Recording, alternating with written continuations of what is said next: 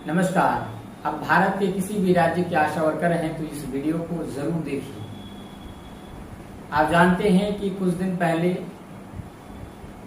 एक बड़ी खबर आई सामने कि केंद्र सरकार ने आशा वर्करों का जो इंसेंटिव है, जो 2000 रुपया मिलता था, उसको इंक्रीज करके यानी कि उसे बढ़ा करके 3500 रुपये किया।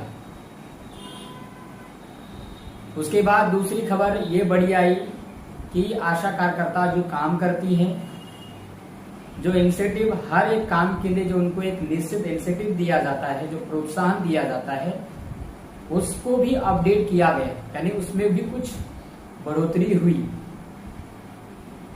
तो और एनएचएम ने इसका जो है प्रूफ भी जारी कर दिया। एनएचएम ने सीधे तौर पर पीडीएफ लॉन्च कर दिया है। तो यहां से हमें जानकारी मिलती है कि एनएचएम ने जो लिस्ट जारी किया है, इंसेंटिव में बढ़ोतरी हुई है। इसके अलावा जो आप लोगों को केंद्र राशि मिलती है, देखिए बहुत सारे लोगों का लगातार हमें प्रश्न आ रहा है कि जो इंसेंटिव है 2000 हम लोगों को नहीं मिलता है। मैं आपको बताना चाहूंगा कि स्टेट अमाउंट आपको जितना भी मिले, स्टेट अमाउंट बिहार की बात करें तो 1000 यहाँ पे स्टेट अमाउंट है, लेकिन अन्य राज्यों के बारे में मुझे नहीं पता।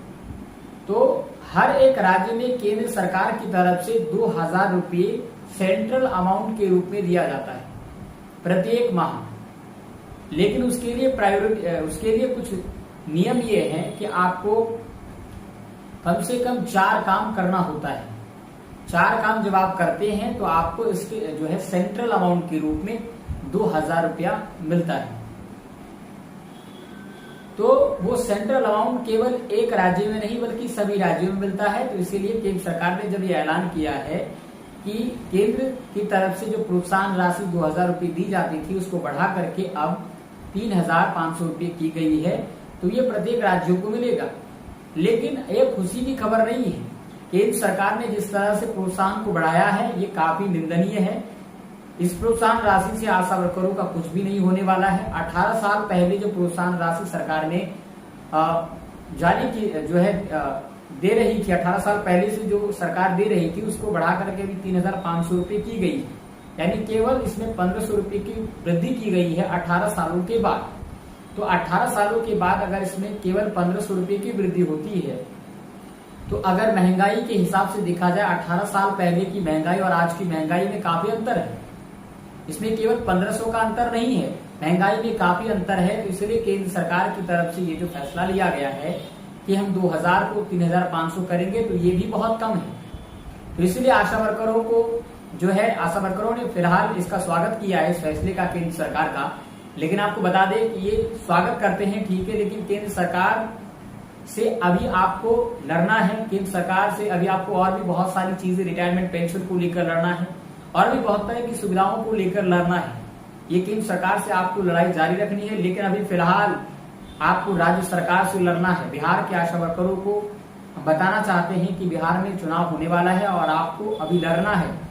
बिहार के तमाम आशा वर्करों को जो है मैदान में उतरना जो है चाहिए अभी, क्योंकि अभी इलेक्शन का टाइम है। आचार संहिता लागू होगा तो फिर आप लोग आंदोलन नहीं कर पाएंगे।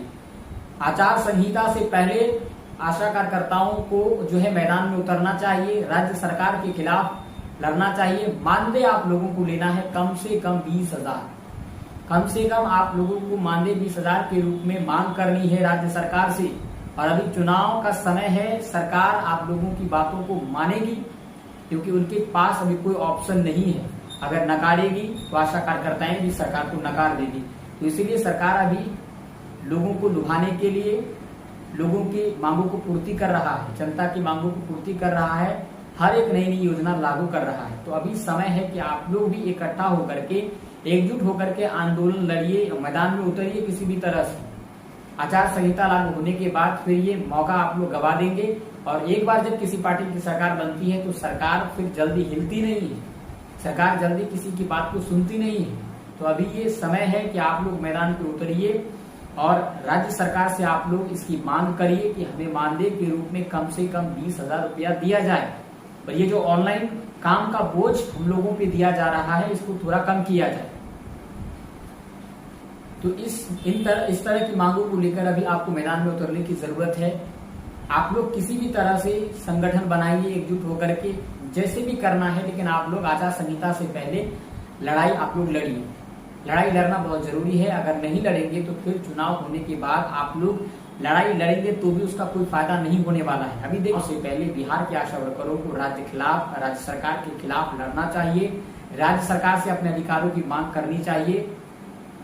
ये बहुत ही जरूरी है अभी। तो चलिए, फिलहाल आप सभी आशा वर्करों से ये निवेदन है कि आप लोग इसका प्रयास कीजिए जल्द से जल्द, क्योंकि समय निकलता जा रहा है।